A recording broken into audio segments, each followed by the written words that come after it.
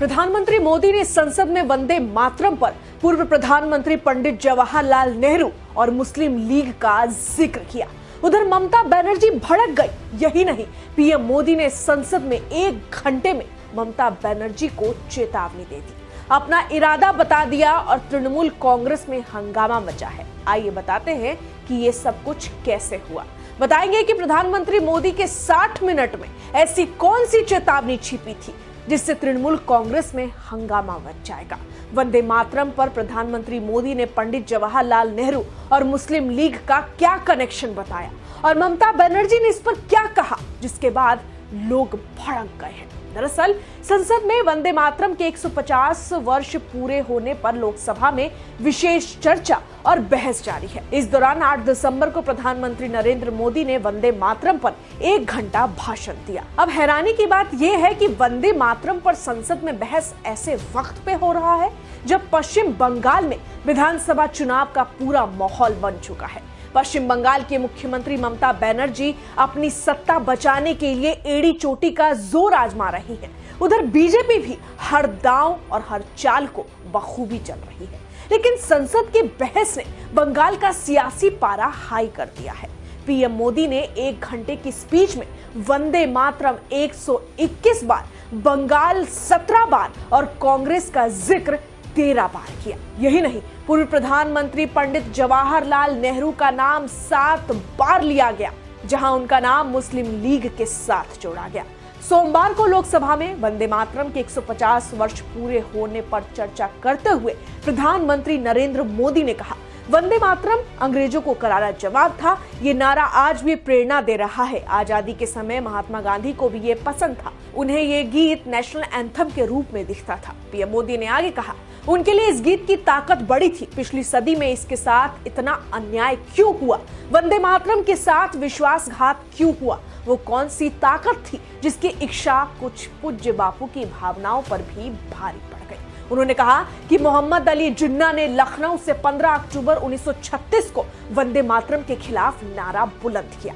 कांग्रेस के तत्कालीन अध्यक्ष जवाहरलाल नेहरू को अपना सिंहासन डोलता दिखा, बजाय इसके कि नेहरू मुस्लिम लीग के आधारहीन बयानों को करारा जवाब दे, उनकी निंदा करते, लेकिन उल्टा हुआ। उन्होंने वंदे मातरम की ही पड़ताल शुरू कर दी। उन्होंने आगे कहा कि 26 अक्टूबर को कांग्रेस ने वंदे मातरम पर समझौता कर लिया। वंदे मातरम के टुकड़े करने के फैसले में नकाब ये पहना गया कि ये तो सामाजिक सद्भाव का काम है, लेकिन इतिहास इस बात का गवाह है कि कांग्रेस ने मुस्लिम लीग के सामने घुटने टेक दिए और मुस्लिम लीग के दबाव में यह किया गया। ये कांग्रेस का तुष्टीकरण की राजनीति को साधने का एक तरीका था। दुर्भाग्य से कांग्रेस की नीतियां आज वैसी की वैसी ही है और आज आईएनसी चलते चलते एमएमसी यानी मुस्लिम लीग माओवादी कांग्रेस हो गया है। नेहरू जी मुस्लिम लीग के आधारहीन बयानों को तगड़ा जवाब देते,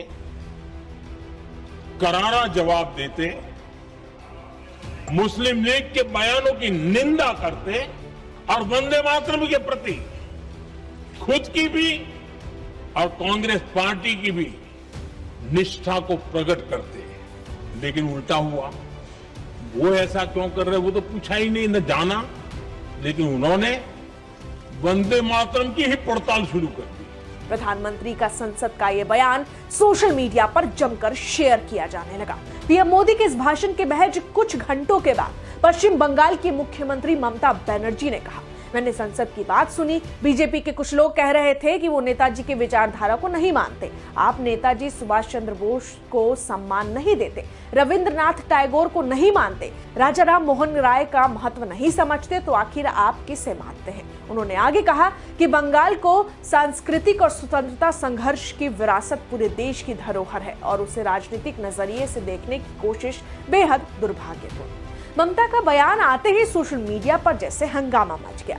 यहाँ एक यूजर ने ममता के बयानों को घेरते हुए लिखा, देश की भावनाओं को ठेस पहुंचाने में शर्म आती है। वो नेहरू की तरह अपने वोट बैंक को भी खुश कर रही है। हम सभी जानते हैं कि नेताजी का अपमान किसने किया और किसने नेताजी को सम्मान दिया। मौजूदा सरकार ने अंग्रेजों को हटाकर नेताजी को नई दिल्ली में बिठाया। अन्य यूजर ने लिखा, उनके पास टॉपिक और आइडिया खत्म हो रहे हैं। अन्य लिखते हैं, बीजेपी ने अभी इंडिया गेट पर नेताजी की मूर्ति लगाई है। मौजूदा समय में ममता बनर्जी को आलोचनाओं का सामना करना पड़ रहा है। लगातार उनके बयान पर जवाब आ रहे हैं, प्रतिक्रियाएं आ रही हैं। अब आपको बता दें कि संसद में प्रधानमंत्री नरेंद्र मोदी के बयान में लगातार 17 बार बंगाल शब्द इस्तेमाल किया गया। इसका स्पष्ट मतलब है कि बीजेपी बंगाल में और भी मजबूती से एक स्ट्रैटेजी के तहत चुनाव लड़ने वाली है। बहरहाल बता दें कि संसद में आज वंदे मातरम को लेकर बहस उस समय तेज हो गई जब कुछ सांसदों ने इसकी अनिवार्यता राष्ट्रगान के समान दर्जे पर अपनी राय रखी। विपक्ष के कुछ सदस्यों ने कहा कि देशभक्ति को किसी मजबूरी से नहीं जोड़ा जाना चाहिए, जबकि कुछ भाजपा सांसदों ने इसके खिलाफ तर्क देने वालों को देश विरोधी मानसिकता का बताया। इसी संदर्भ में ममता बनर्जी का बयान सामने आया, जिसने राजनीतिक तापमान और बढ़ा दिया है। बहरहाल इस पूरी खबर में इतना ही, लेकिन आप इस पर क्या कहेंगे, आपकी क्या राय है, कमेंट में जरूर लिखें। मैं आपके साथ रचना उपाध्याय, आप देख रहे हैं HCN न्यूज। धन्यवाद।